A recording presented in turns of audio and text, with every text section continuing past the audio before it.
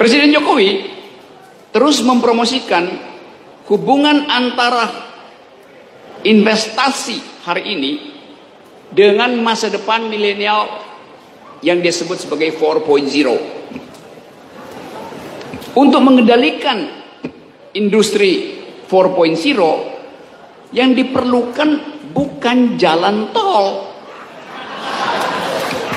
Kan kontradiktif secara akal sehat. Tetapi seperti yang di launch tadi, yang diperlukan adalah inovasi teknologi, inovasi software.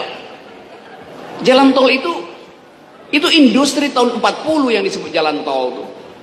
Dari tahun 40 orang udah bikin jalan tol. Jadi kami berhasil membuat jalan tol. Loh, dari tahun 40 Amerika udah bikin jalan tol, Jerman tahun 30-an udah mempersiapkan jalan tol, bahkan supaya pesawat-pesawat Hitler bisa mendarat sekaligus di jalan tol. Nggak ada yang baru mempromosikan jalan tol. Bahkan saya terangkan bahwa jalan tol itu, karena cuma itu promosi negara kan, cuma jalan tol. Jalan tol itu adalah hak publik. Kalau dia hak publik, maka tidak boleh jalan itu dikasih tol, dikasih rupiah. Nggak boleh ada tiket untuk masuk jalan tol. Kalau ada tiket itu artinya bisnis. Kan ngaco pikiran kita. Kita menganggap punya jalan tol tapi kita bayar. Lalu artinya kita berbisnis dengan negara.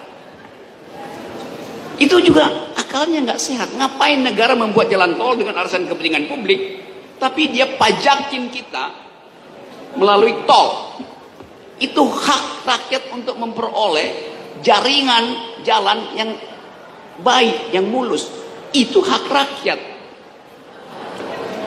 Itu bukan upeti pemerintah.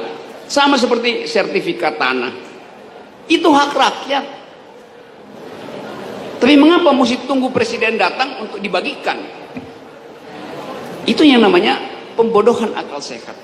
Lurah tahu bahwa sebetulnya udah dari 2 bulan lalu sertifikat udah selesai. Tapi jadwal kedatangan presiden baru minggu depan, karena itu tunggu diserahkan. Nah, saya ingin agar supaya teman-teman Muhammadiyah memperhatikan hal-hal yang kecil yang sebetulnya melawan akal sehat. Itu keadaan kita hari ini yang ingin saya bagikan pada saudara-saudara, agar supaya kita punya diskursus alternatif di dalam universitas. Saya nggak dengar mahasiswa protes jalan tol, padahal jalan tol dari Jakarta sampai Semarang itu waktu diresmikan Pak Jokowi langsung pidato bahwa saya dari Jakarta sampai Solo hanya butuh waktu 6 jam.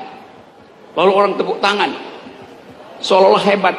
Padahal waktu dia tempuh jalan itu dari Jakarta ke Solo dengan rombongan 200 orang, langsung dari Jakarta ke Solo, warteg-warteg di Pantura yang tidak dilewati jalan tol tidak memperoleh penghasilan. Karena 200 orang itu langsung makan di Solo, tidak makan di sepanjang Pantura. 200 orang itu tidak mampir ke Pekalongan, sehingga hak dari pembatik Pekalongan untuk memperoleh sekedar uang souvenir juga tidak terjadi. Soto Pekalongan, soto Tegal yang enak itu tidak didatangi oleh 200 anggota presiden yang lewat jalan tol. Jadi selalu ada trade off. Seolah-olah itu membuat ekonomi tumbuh. Gak ada yang tumbuh, wong mati. Warteg-wartegnya mati. Ibu-ibu, mak-mak di Brebes tidak punya penghasilan tambahan untuk jual telur asin. Kan orang nggak beli telur asin lagi di Brebes. Ada jalan tol, orang nggak peduli. Mau ada telur asin, soto Pekalongan, segala macam. Jadi jalan tol itu dipamerkan, padahal di belakang pameran itu ada ketidakadilan. Apalagi kalau kita hitung ongkos kulturalnya. Jalan tol Pantura itu membelah desa-desa menjadi 2. Utara, selatan. Majelis taklim di desa utara yang tadinya sama, nggak bisa lagi nyebrang ke selatan. Dulu itu sawah, sekarang jalan tol. Jadi keakraban warga pun hilang. Anak muda di desa utara nggak lagi bisa pacaran dengan yang selatan, putus mereka karena jalan tol. Jadi Anda bayangkan, ekonomi memburuk, keakraban komunal berhenti, dan cinta berakhir karena jalan tol.